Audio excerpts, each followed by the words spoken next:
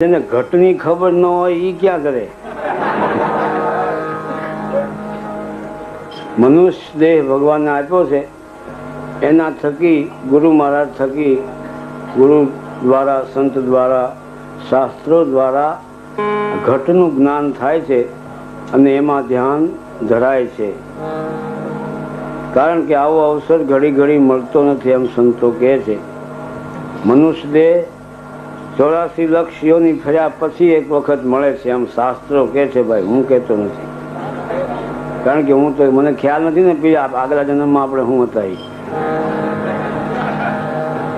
એટલે ધ્યાન હંમેશા ઘટમાં ધરાય, અને એ જો ધ્યાન સાચું અને સારું અને સત્યનું ધ્યાન જો ધરાય તો એને મનુષ્ય કહેવાય.